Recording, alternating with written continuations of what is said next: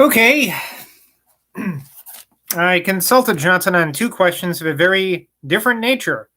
One, whether the unconstitutional influence exercised by the peers of Scotland in the election of the representatives of the Commons by means of fictitious qualifications ought not to be resisted. The other, what, in propriety and humanity, should be done with old horses unable to labor. I gave him some account of my life at Arnlech, and expressed my satisfaction that the gentlemen of the country had two public meetings. The gentlemen of the county had at two public meetings elected me their praeses or chairman. To James Boswell, Esquire. Dear, like all other men who have great friends, you begin to feel the pangs of neglected merit. And all the comfort that I can give you is by telling you that you have probably more pangs to feel and more neglect to suffer. You have indeed begun to complain too soon, and I hope I am the only confidant of your discontent. Your friends have not yet had leisure to gratify personal kindness. They have hitherto been busy in strengthening their ministerial interest. If a vacancy happens in Scotland, give them early intelligence.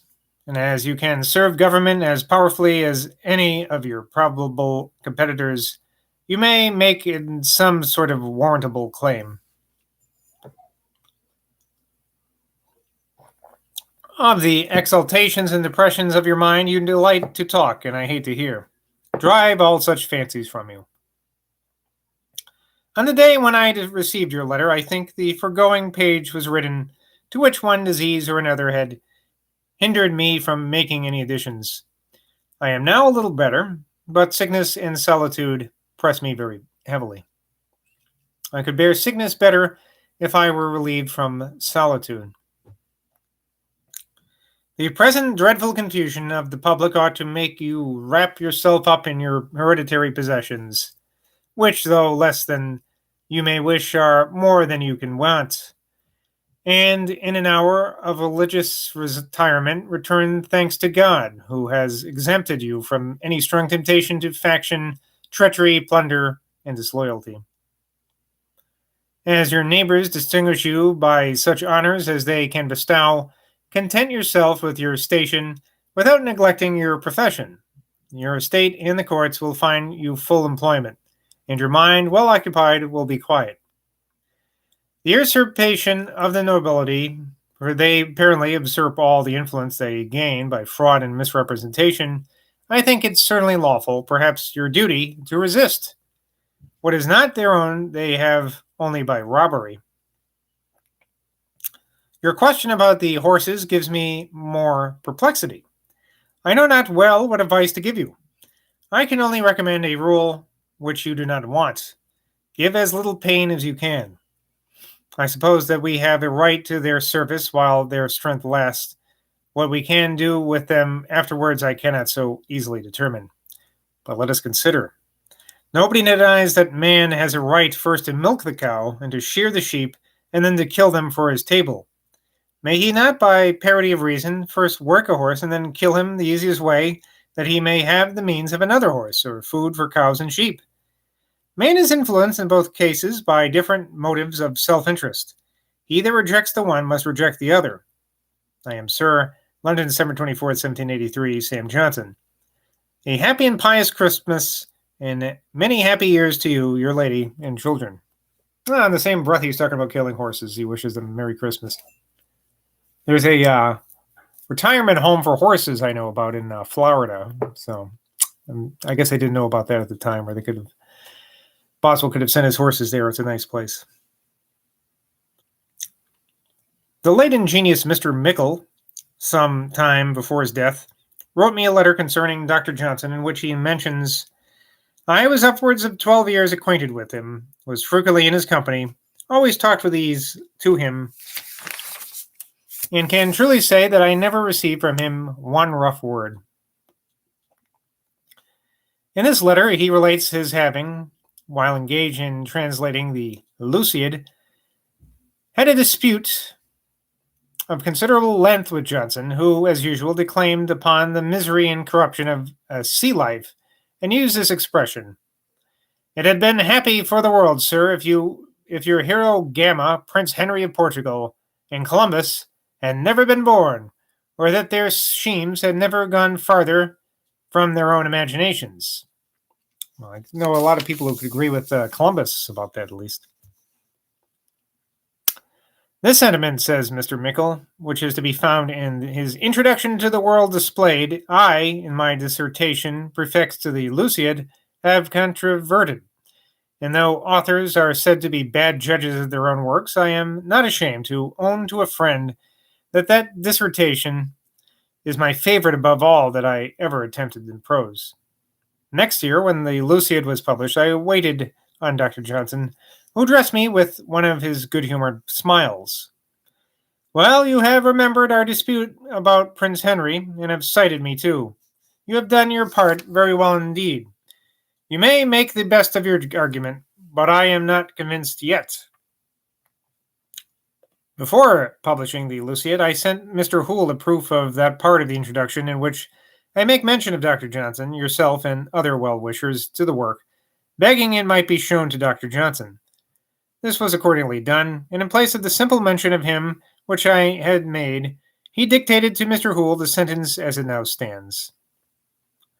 Dr. Johnson told me in 1772 that, about 20 years before that time, he himself had a design to translate the Lusiad, of the merit of which he spoke highly, but had been prevented by a number of other engagements. Mr. Mickle reminds me in this letter of a conversation at dinner one day at Mr. Hoole's with Dr. Johnson, when Mr. Nichol, the king's bookseller, and I attempted to controvert the maxim, better that 10 guilty should escape than one innocent person suffer, and were answered by Dr. Johnson with great power of reasoning and eloquence. I am very sorry that I have no record of that day, but I well recollect my illustrious friends having ably shown that unless civil institutions ensure protection to the innocent, all the confidence which mankind should have in them would be lost. That's ringing a bell in my head. I feel like that topic was brought up before in the book, but I don't remember. It was a long time ago. I shall here mention that in strict chronological arrangement should have appeared in my account of last year, but may more properly be introduced here, the controversy having not been closed till this. The Reverend Mr. Shaw, a native of one of the Hebrides, having entertained doubts of the authenticity of the poems ascribed to Ossian, I do remember that, divested himself of national bigotry, and having traveled in the Highlands and Islands of Scotland, and also in Ireland, in order to furnish himself with materials for a Gaelic dictionary, which he afterwards compiled, was so fully satisfied that Dr. Johnson was in the right upon the question that he candidly published the pamphlet, stating his conviction in the proofs and reasons on which it was founded. That's about, I guess, Ossian not being a writer of these poems. A person at Edinburgh, of the name of Clark, answered this pamphlet with much zeal and much abuse of its author. Johnson took Mr. Shaw under his protection and gave him his assistance in writing a reply, which has been admired by the best judges and by many been considered as conclusive. Few paragraphs which sufficiently mark their great author shall be selected. And I quote here: My assertions are, for the most part, purely negative. I deny the existence of Fingal because in the long and curious peregrination through the Gaelic regions, I have never been able to find it. What I could not see myself, I suspect to be equally invisible to others. And I suspect with the more reason, as among all those who have seen it, no man can show it. Mr. Clark compares the obstinacy of those who disbelieve the geniuses of Ossian to a blind man who should dispute the reality of colors and deny that the British troops are clothed in red.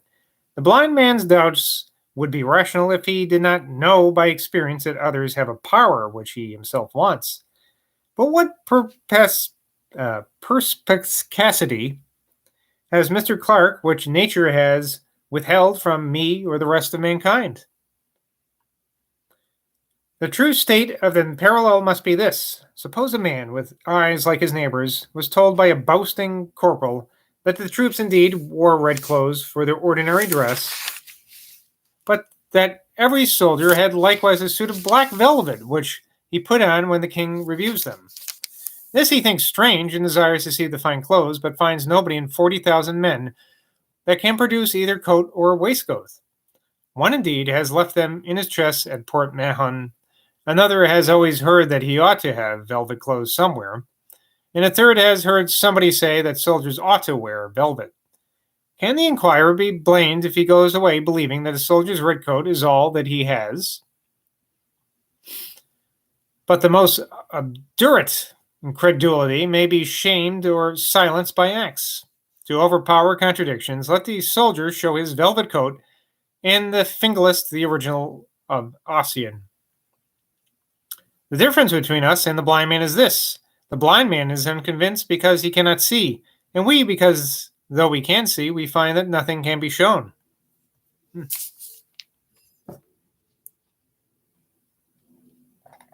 Notwithstanding the complication of disorders under which Johnson now labored, he did not resign himself to despondency and discontent, but with wisdom and spirit endeavored to console and amuse his mind with as many innocent enjoyments as he could procure.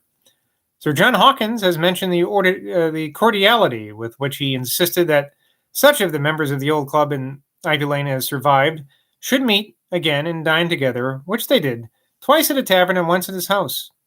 And in order to ensure himself society in the evenings for 3 days in the week, he instituted a club at the Essex Head in Essex Street, then kept by Samuel Greaves, an old servant of Mr. Thrale's. To Sir Joshua Reynolds. Dear Sir, it is inconvenient to me to come out. I should else have waited on you with an account of a little evening club which we are establishing in Essex Street.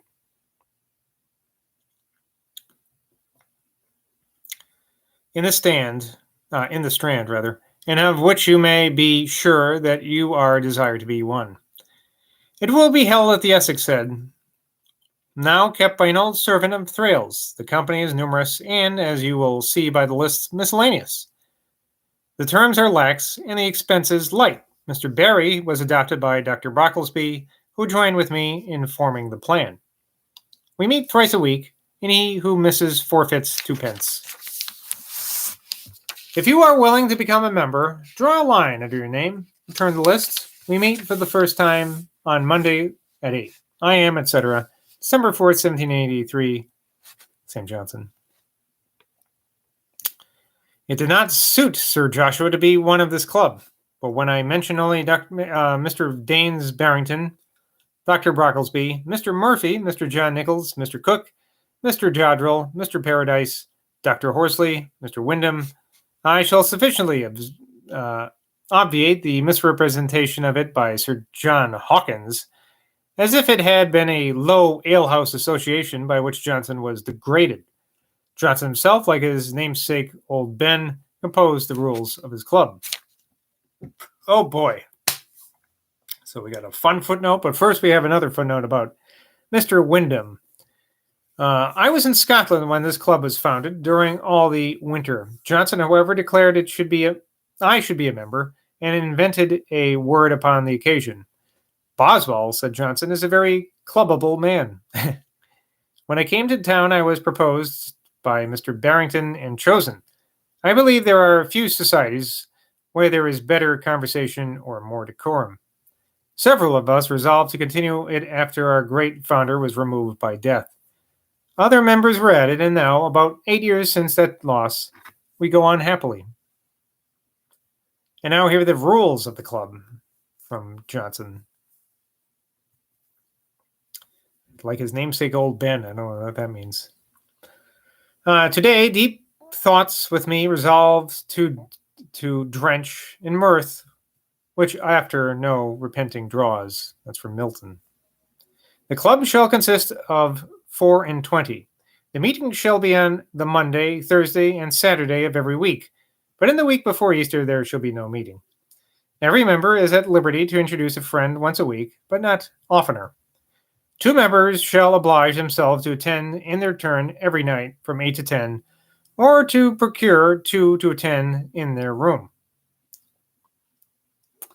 Every member present at the club shall spend at least 6 pence, and every member who stays away shall forfeit 3 pence.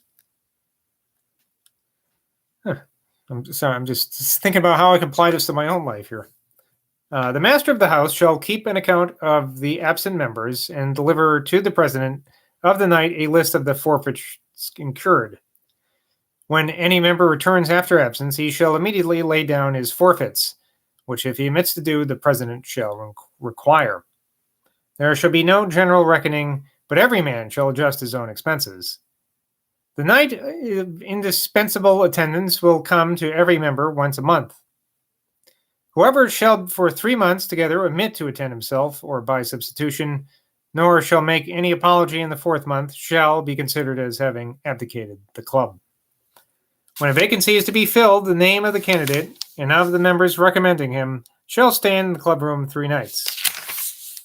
On the 4th, he may be chosen by ballot, 6 members at least being present, and 2/3 of the ballot being in his favor, or the majority should the number not be divisible by 3.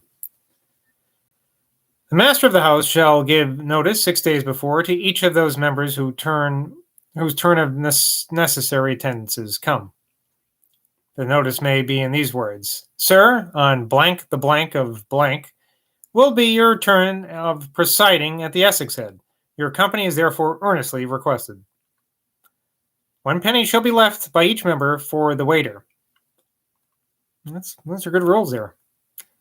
Johnson's definition of a club in this sense in his dictionary is an assembly of good fellows meeting under certain conditions.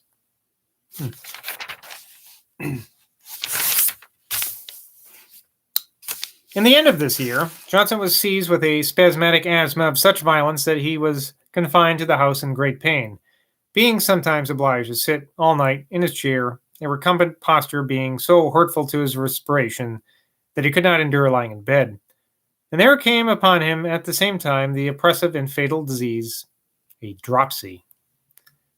It was a very severe winter, which probably aggravated his complaints, and the solitude in which Mr. Levitt and Mrs. Williams had left him rendered his life very gloomy. Mrs. Desmullins, who still lived, was herself so very ill that she could contribute very little to his relief. He, however, had none of that unsocial shyness which we commonly see in people afflicted with sickness.